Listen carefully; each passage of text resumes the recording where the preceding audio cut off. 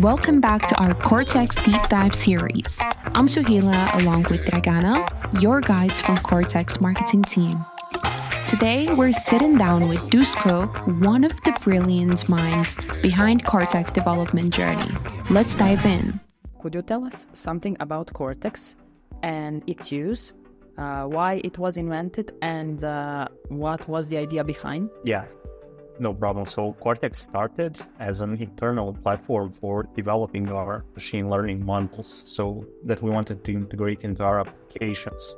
It initially started only as a platform for developing motion recognition models based on IMU data, but right now it transitioned into the MLOps platform end-to-end, which encircles everything. So it can be used for developing any kind of machine learning models, but it is not limited to developing only machine learning models, because you can run your bioinformatics experiments there. You can run any kind of database processing pipelines. You can trigger DevOps pipelines as well.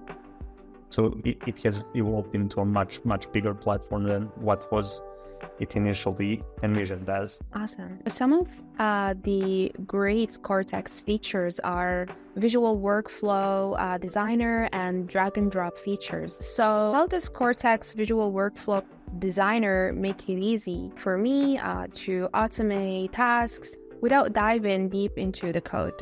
Yes, so it's actually really simple to use the workflow designer. You can use the drag and drop interface that was tightly integrated into it to basically just pull in and drop your tasks that you want to run as a part of that workflow. And then you can easily also interconnect the parameters, which are outputs of one workflow, of one task into another task.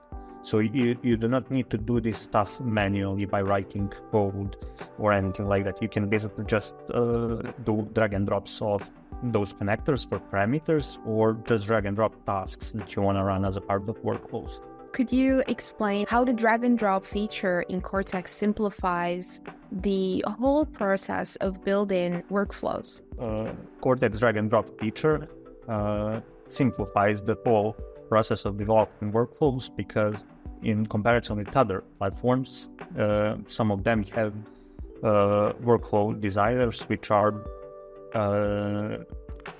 envisioned through code. So you have to write code to get your workflow started. But right here in Coretex, you just need to use our drag and drop interface, and you can easily add any kind of tasks or connectors between them using the visual interface. There is no need for you to write any kind of code. So it's much more user-friendly for beginners especially. Nice, that's cool. You mentioned tasks. Does this mean that I have to go and create my own tasks from scratch, or can I get some cheat codes from Coretex? There's no need for you to do that. So Coretex comes with a set of predefined tasks. We have our own task library which you can use, and we have a lot of predefined tasks there which you can use and even modify and tailor to your needs. You can use tasks like a task for training your object detection model for images, and we always provide with the state-of-the-art algorithms for training, like YOLO version 9. Very good, Dusko. Thank you so much. I'm learning a lot already. I want to ask you a couple of more questions. Can you say something about the predefined tasks that are available in Coretex and how they can be helpful to me or to the users? We have some tasks related to image, to training machine learning models for images, like YOLO version 9, but we also have tasks for training image segmentation models. You can also train some of your models for using decision trees like random forest classifier models. There are also some micro tasks like moving your data from Coretex into an S3 bucket. You do not need to write your own task for that. Coretex already provides you with one. You just need to specify which bucket you want to upload to, as well as your S3 credentials and access tokens.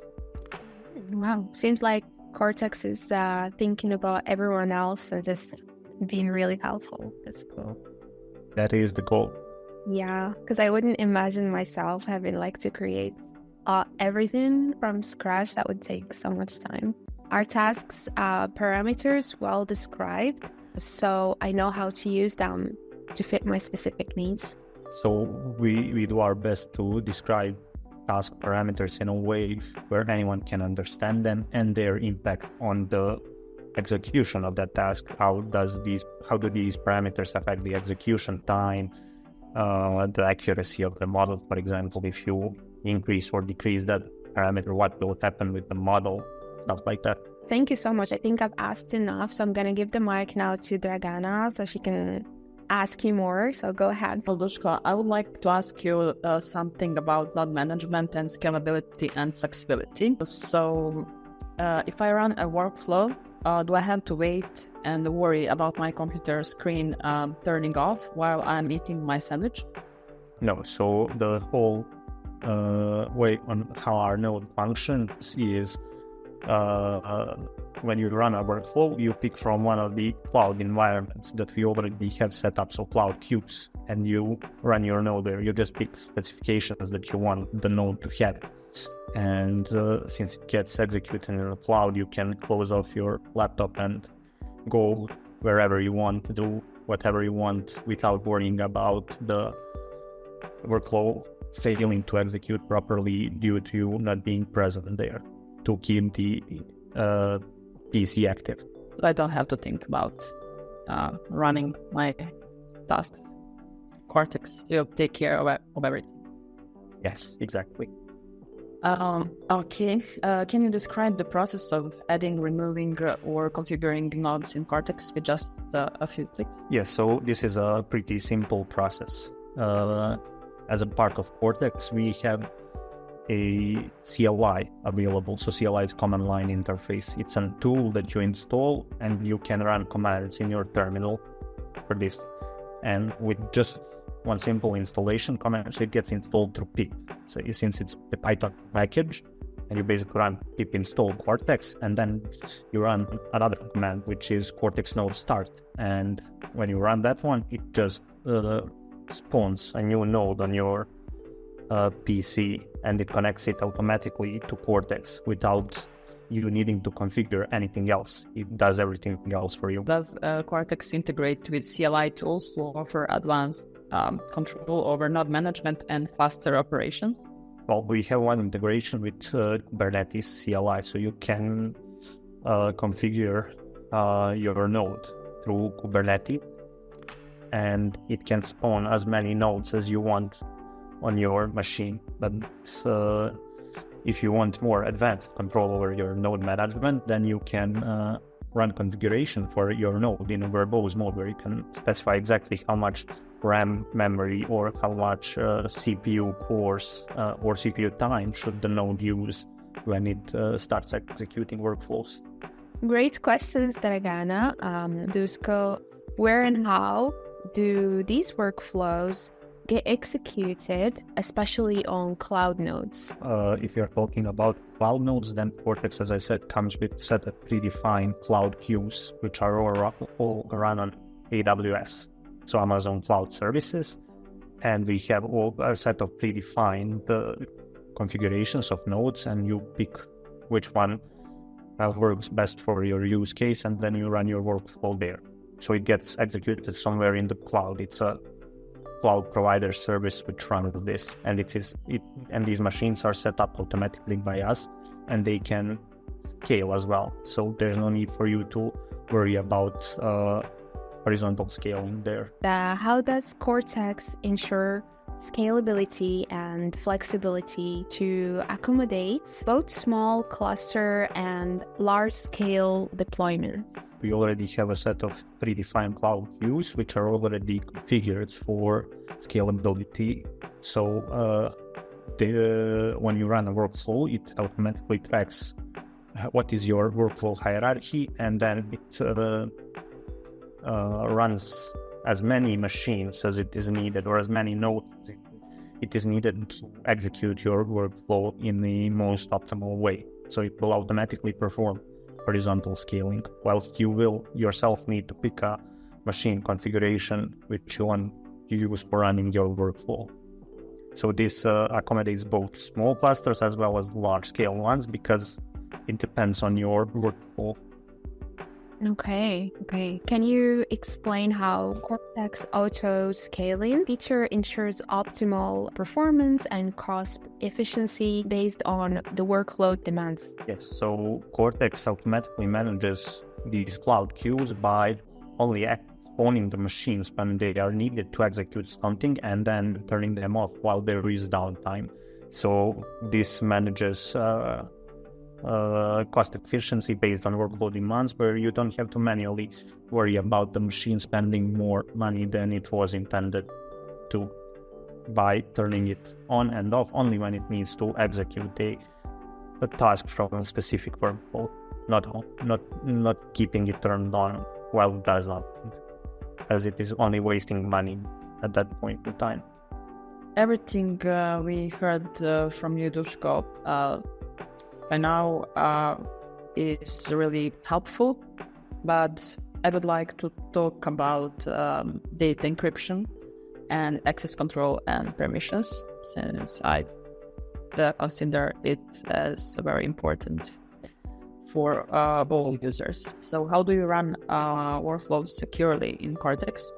And how do you execute data safely and securely running on other nodes? So Coretex has a tightly integrated encryption features. So when you want to run something on Coretex where data is encrypted, you can create a project on Coretex and then you can select an option for it to be encrypted. And when you create any kind of entity, when you import any kind of data there, when you run any kind of workload there, anything, it automatically gets encrypted using end-to-end encryption. So even Coretex backend or Coretex database does not store the data which is visible by anyone except you, because only the users have keys for this kind of decryption. And the way we manage this securely running on other nodes is you can authorize some kind of node to access the data in your encrypted projects, and since nodes have their own key pairs, your key for encrypting and decrypting the data in that project gets transmitted to node automatically.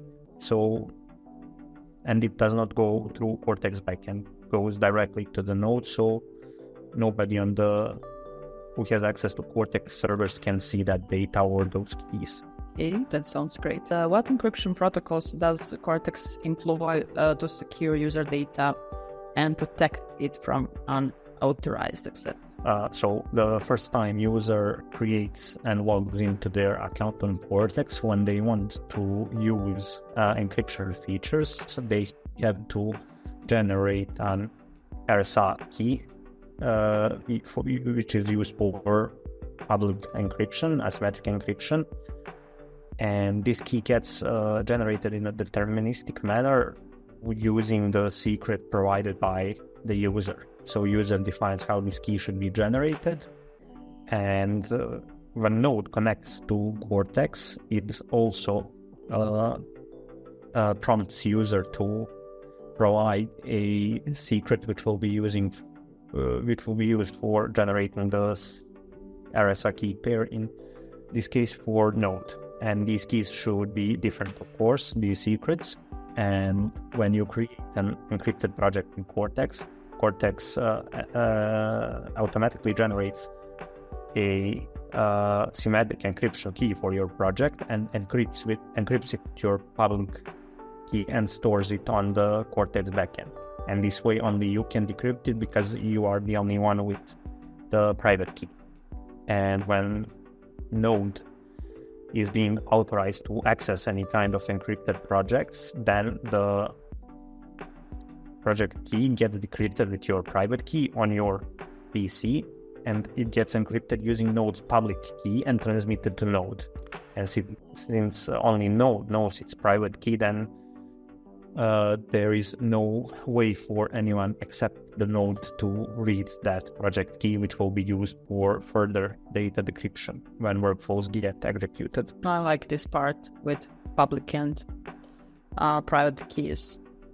It has something with blockchain. Yeah, it is. It's kind of similar. Blockchains use the similar technology, Which means it will be highly secured. How does Coretex manage access control and permissions to ensure that workflows and models are accessible only to authorized individuals?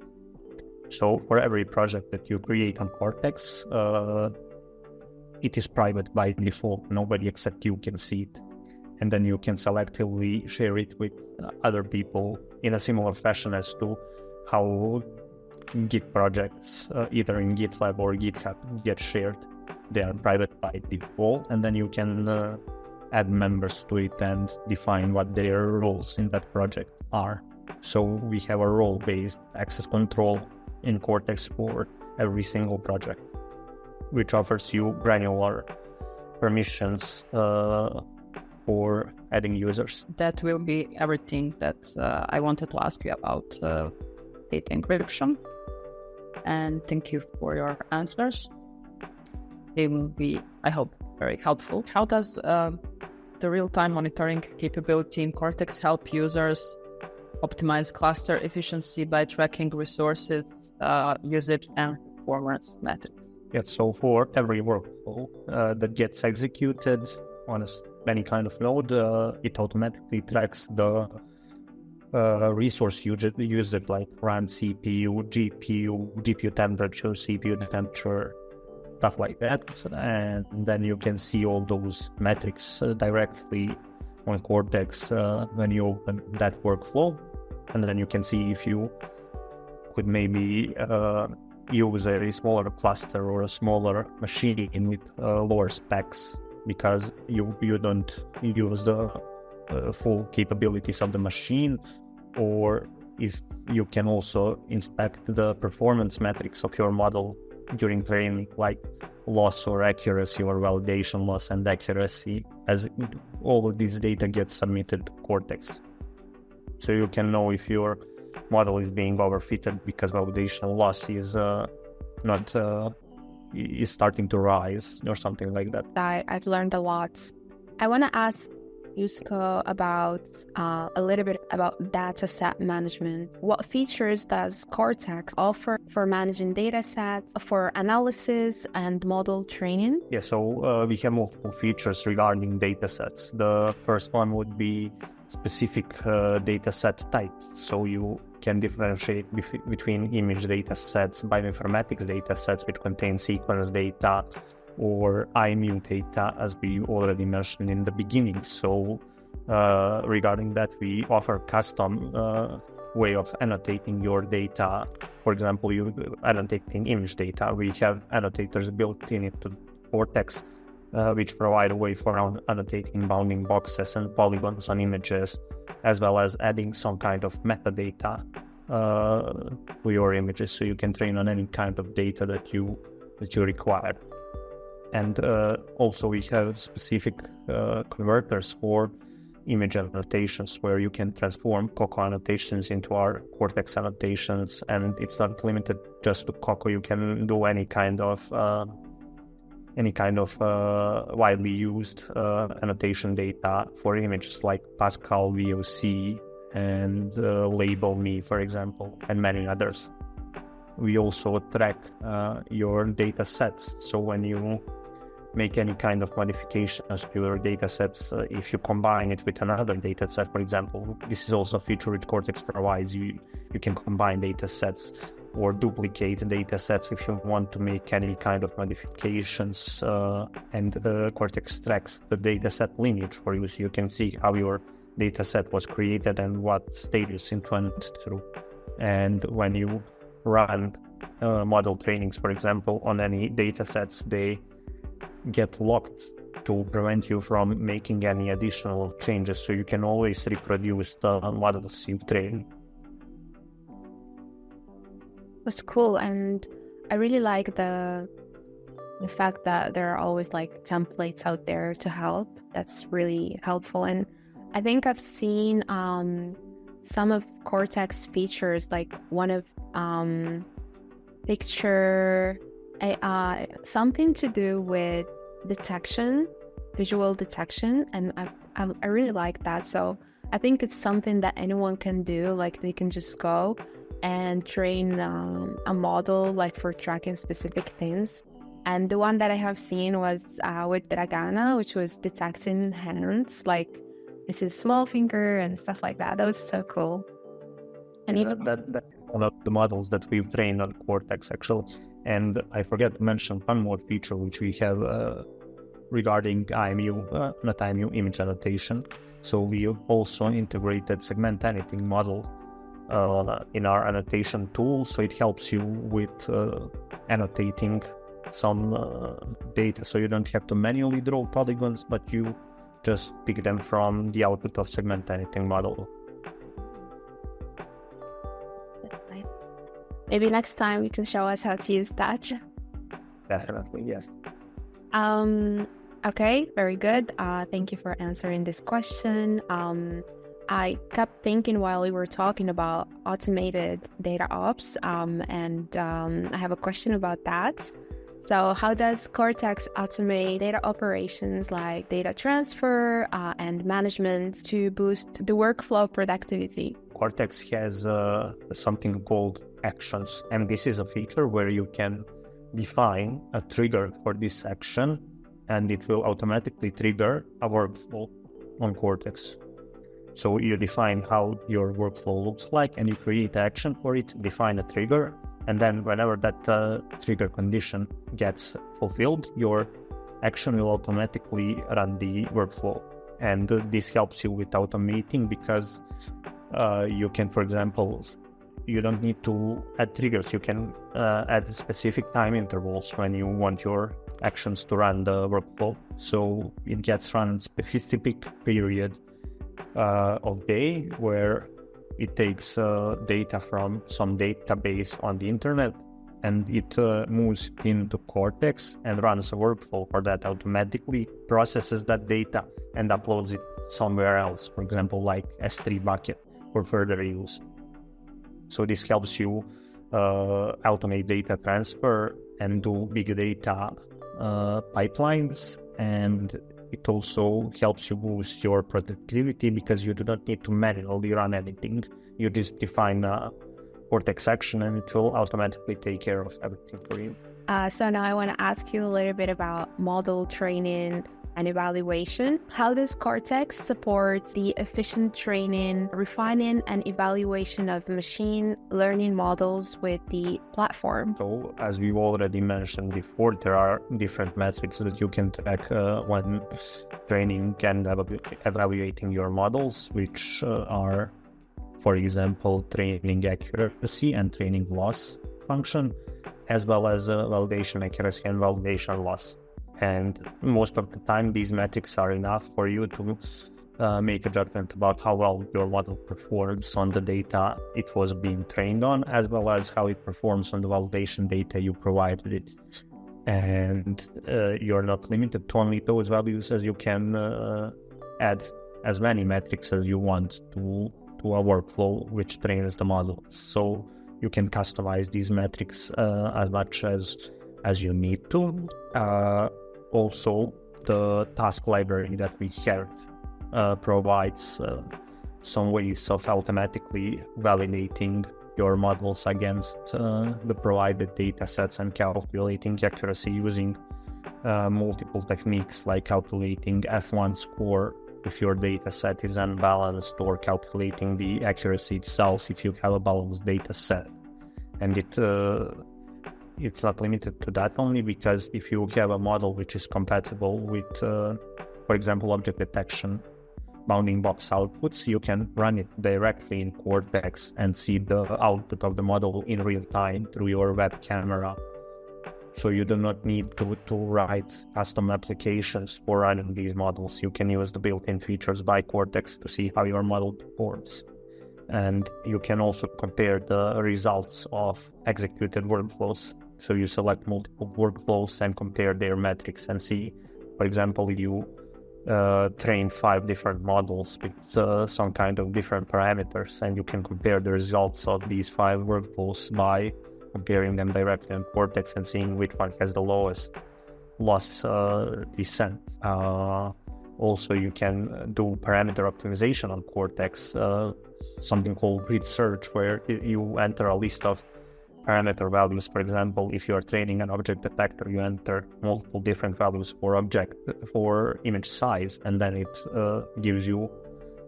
runs as many workflows as it is needed to train the model with different image sizes, and then it evaluates them and gives you the results in which the model performs the best.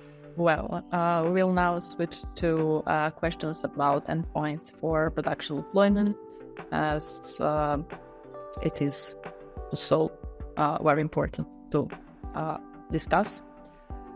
So, Dusko, how does Coretex enable one-click deployment of workflows for models, enhancing efficiency? You can deploy any kinds of models behind endpoints using Coretex. And you can do this by either, if you are using our predefined task libraries or tasks from our task library, then we already have these endpoint code for executing the model defined. But if you have a custom model that you want to use for this to create a deployment for, you would need to provide your custom code in a similar way as to how other platforms do this. And you basically just pick which model that is when you are creating model deployment, and you pick which node you want this to execute on, and that is pretty much it.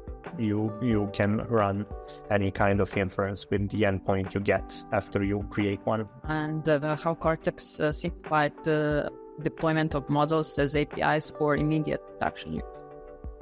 Well, it simplifies it in a way where you just provide the model you want to deploy alongside the endpoint code, and you can already start using it in production. There's no need for any kind of custom configuration. Coretex takes care of setting up the servers where this endpoint will run. So you do not need to do anything manually. As soon as you create a model deployment, it's already available for use. And you can also easily swap the models. So for example, if you train a model which performs better, you can easily swap it with the new version in your deployment, and it will automatically get applied without you needing to change anything else, and it will automatically pick up the new version in your production environment. Sounds pretty simple. But how users can track real-time performance metrics of their deployed models? So Coretex endpoints offer a dashboard where you can track the usage of your endpoint and the number of incoming requests and the number of failed or successful requests for that endpoint on a daily level, on a weekly level, on a monthly basis if you want. So it offers granular control of how many requests were there and how many of them were successful or failed, as well as the data which was used for those requests if you desire so. Again, pretty simple, I would say. Can you explain how Coretex leverages Kubernetes for managing deployments across different cloud platforms? Well, Coretex has a predefined Kubernetes configuration for spawning the Coretex nodes using predefined Docker images for our nodes, and the configuration is already there, and you can easily run Kubernetes cluster and connect it to any kind of cloud platform. And since Kubernetes is cloud agnostic, then it can automatically spawn our Coretex node in any kind of cloud platform. It doesn't need to be specific to one cloud provider. So if you are using Azure ML, then you can continue using that. Or if you are using AWS, then you can continue using that. Or if you prefer to use Google Cloud, then feel free to continue using it. There's no need to switch to any different platforms. Hey, thank you for this deep explanations. Okay, Dusko, I've heard a lot about user-friendly interfaces, and I keep thinking about that when I'm thinking about Coretex. So the question that comes to mind is, what aspects of Coretex user interface make it user-friendly and intuitive for increasing productivity? Cortex, we try our best to make the Cortex user interface as friendly as possible by making it modern and clean. So there are no unnecessary buttons or features for you to wander off to. We keep it pretty clean, and we keep it pretty fluid in a way where when you first open Cortex, if you want to work with something, it will automatically suggest for you to first create a new project or open an existing one. And then our UI elements are placed in a way where each of the next pages that you want to open depend on the previous one, because if you want to create a workflow, then of course you would previously need to create a data set which you want to run your workflow on. So it kind of places the data sets above workflow in our UI, where it suggests to you first open data sets and go create one, instead of going directly to workflows and then creating a workflow first and then creating your data set. I could see how intuitive Cortex login, especially when you log in, it's very easy. Like, you can just get everything straight there, and you can even have access to the templates. And I really like that so much. So I'd like to ask you about something else, which is related to integration with external tools. So how does Cortex integrate with external tools and services to add to its compatibility? We have Kubernetes, which we use to make Cortex agnostic cloud platforms. So this allows us to integrate with any kind of cloud providers. But if you desire to integrate with any other platforms, you can, for example, pull your predefined models and their weights directly from Hugging Face. If you want to do that, it's fully customizable, and you can also use other services for tracking experiments. Not just Cortex, you can integrate with weights and BIOSes if your task integrates with that. So there's no limitations as to which third-party tools you can use and integrate with Cortex. It all depends on what your needs are. That's cool. So Cortex doesn't have limits. It's just like, it's up to you, whatever you want to use and connect Cortex with. You just go ahead and do it. That's so cool. So you can also, for example, use any kinds of languages that you want. You're not limited to using, for example, Python. You can use R for processing your data, or you can use you can run Bash scripts as Cortex workflows if you want. So you can even run Docker images as Cortex workflows, which make it fully customizable and subjective to user needs. Yeah, exactly. So Cortex is putting users first and what users need to make their life easier. As far as I know, Cortex does versioning using tags. So how do the version control features in Cortex help users track changes and versions? So you can track your models by, once you're finished with training some models and you get good performance from a model, you can just tag it with any kind of tag you want. And as soon as model gets tagged, we use tags, for example, as triggers for running Cortex actions, and this can kick off Cortex action and can run a workflow once a tag gets added to either a model or data set. And then if it's a model, you can further deploy it somewhere, for example, S3 for further usage, or if it's a data set which gets tagged, then you can automatically kick off a workflow which will perform some kind of processing on that data set or train a model using that data set. anything that you desire. And as I've already mentioned in some of the previous questions and answers, Coretex also tracks dataset lineage. So it tracks dataset changes over time through the lineage, so you can see how was the dataset affected. So by using dataset lineage, the user can track how dataset was originally made. Yes. Till the latest change. Yes, exactly. That's really helpful. Okay. Well, Dusko, I would like to thank you for answering all of these questions today, which is not easy, I know. But for the end, I would like to ask you one more question about one successful story that Coretex, where Coretex played a major role, and that you are proud of, because you, with other developers from the company, started with creation on this platform. Yes, so we used Coretex for training a model for detecting paths in real time using IMU data. So we had a sensor attached to a pathing tool, and then we used that data to detect when a path was performed.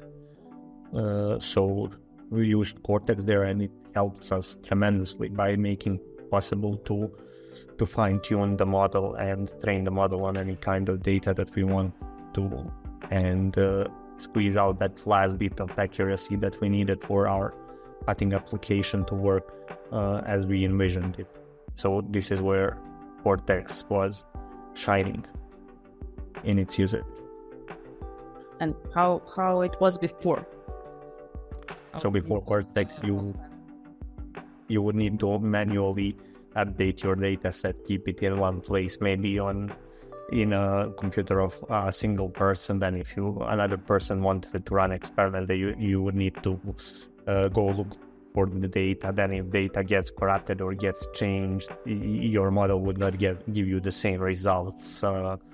Also, when the code for training the model changes, then you need to synchronize it everywhere you want to run training on. And these are all the things that Coretex manages for you. And then once a model gets trained, then you need to see what its accuracy is, compare it with other executions. And you can do this in an easy way where you have one central platform for managing everything, and you can see everything there and compare directly on that single platform. You can easily get lost in your data, code, or models. Well, it seems that before Coretex, it was really time-consuming. And after you created Coretex, you saved a lot of time, which means that Coretex saves your time. Well, time is money. And it doesn't just save your time. It makes your development more streamlined, because you do not have any kinds of limitations that the same as if you develop something yourself, and everything is centralized, so it makes tracking any of these things much smoother. I was wondering, Dusko, if you would convince me or convince someone else to come and use Coretex, within a few words or sentences, it's up to you. What would you say to them? Convince me. I mean, I'm already convinced, but just try again. Coretex offers you unlimited possibilities for running any kind of workload that suits your needs without any kinds of limitations, whilst keeping you in a single platform. So you do not need to use multiple platforms, one for managing your data sets, the other one for managing your models, and then a third one for tracking your experiments. No, in the Coretex, everything happens inside of one platform, and everything is fully customizable, fully flexible, and it's very easy to set up. As you've seen from some of the questions, the setting up of Coretex node is just a single command which you execute in a terminal, and it just works.